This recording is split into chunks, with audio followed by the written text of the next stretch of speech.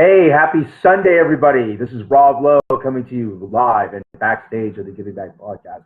Going to be shooting or recording today's show about superpowers and our own superpowers, launching on Thursdays. But I wanted to give a shout out to my friends Richard and Soraya, who were with us at a show, actually a fundraiser fairly recently. Hello, Swami. Looking forward to seeing you and some other awesome people tomorrow, right? I think you're going to put us together. That's an area that we're really moving on. Thank you so much, Swami, for the introduction to Denise and iLaunch and some of these amazing people. So we were at a fundraiser fairly recently, and it was really a pretty incredible experience. It's just awesome. And one of the things that came up, because we were right next to this landmark icon, the Henry J Kaiser Auditorium. Originally, I think it was called the Oakland Community Auditorium or something like that, but a lot of great stuff there. So we're going to be talking about that today, and context is going to be superpowers and my first glimpse of my own superpower. Just a moment. In 3, 2, and 1. So on today's cover, you're going to see a grand dam of Oakland, California. This is the Oakland Memorial Auditorium, which was renamed in 1984 the Henry J Kaiser Auditorium, or the Henry J, as we like to call it. So Elvis, Megadeth, the Dalai Lama, Bill Clinton, roller derby, Ringling Brothers Circus, Martin Luther King Jr.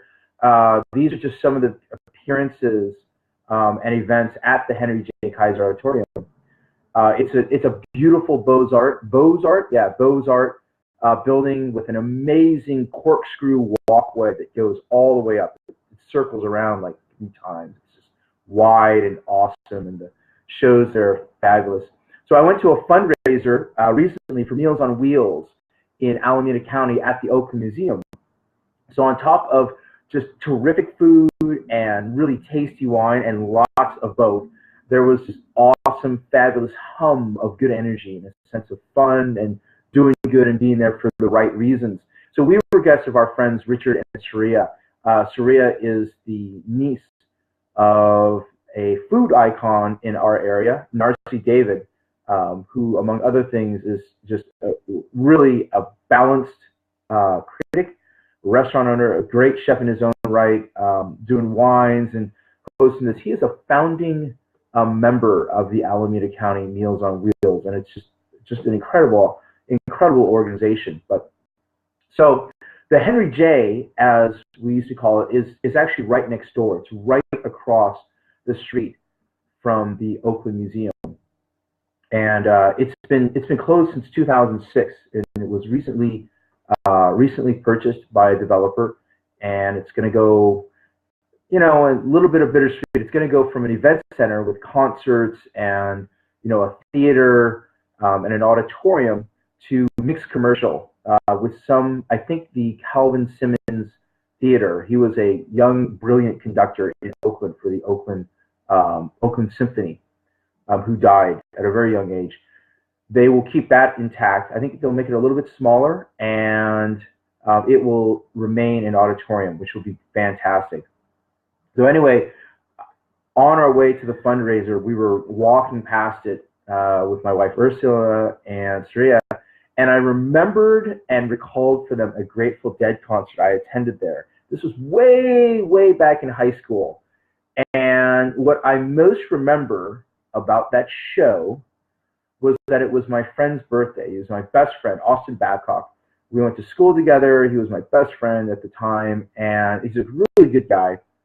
And it was his birthday, and he was the most deadheadish of all of us. I mean, he would geek out on playlists, and he would swap tapes, and he was really, really into it.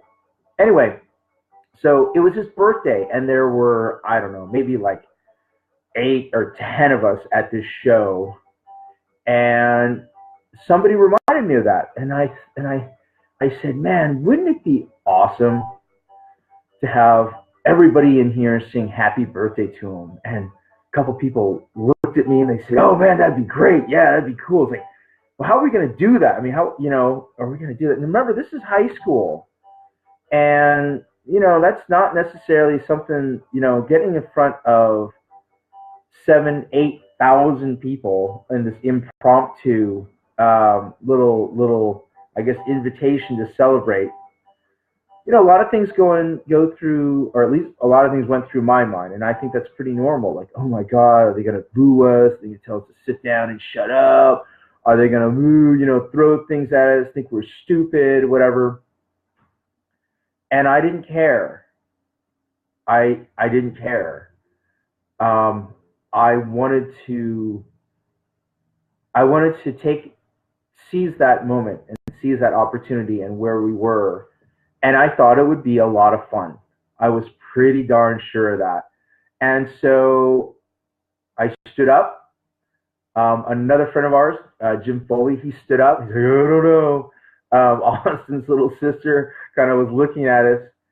And I shouted out to the entire crowd, "Ladies and gentlemen, today is my very good friend Austin's birthday, and we would love it if you joined us for a few rounds of happy birthday." And I said that like 3 times, just kind of looked around and shouted it out, spread my arms out, kind of like was, what do you call it? Like waving people in.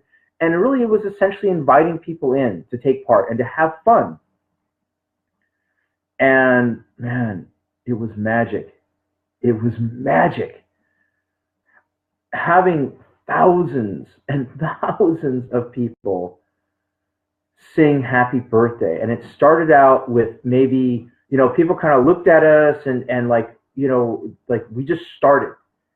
And maybe a few hundred people started on the first round. And then it built, right? I mean, it just like, as you could see it, we got through the first round. And then the second round, there were like thousands of people. And then they also got his name. And then we said one more time and happy birthday. And it was almost the entire building was singing him happy birthday. And it just absolutely exploded at the end when everybody was clapping and yelling and whistling and cheering. And, the look on his face was absolutely priceless.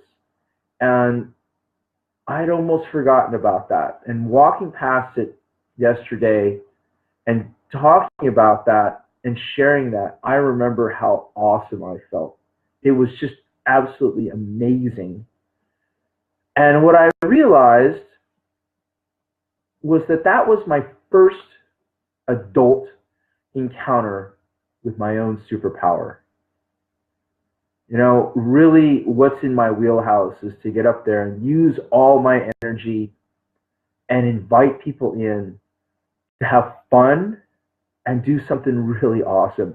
And it's something that people will really want to do. They just need an invitation. That's all it is. And it's really a lot like what Krista Goronsky, my friend, said. It was just, not everybody wants to lead. Not everybody wants to take charge. Not everybody wants to organize it. But almost everybody wants to do something that's good and from the heart. And so go out there and invite people in. And having that moment of sharing that and inviting people in to take part and to have fun was a monumental moment for me. And sometimes I kind of wonder where that went, capitalizing on that and realizing what my gifts are and how that fits in for what I want to do and how I want to make a difference in people's lives and in this world. So what I can tell you is this, is that whatever the reason that maybe I didn't use it so much, or maybe I use it in different directions or whatever it might be, it's here, it's strong, and whatever your own superpowers are, whatever that might be and however you put it, just go out there and just swing for the fences. Have an awesome time because it's the right thing to do. It's totally in your wheelhouse and you will be you will be more than special. You will be exceptional. So thank you very much. Today, it's a great day. Every day is just filled with blessings. Remember, always err on the side of loving kindness. Thank you so much again. Love and gratitude. Until the next time. So my friends, Swami, thank you much for joining me on this one. Judy, also, thank you so much. Hope have a beautiful day, and we'll see you soon. Love you so much.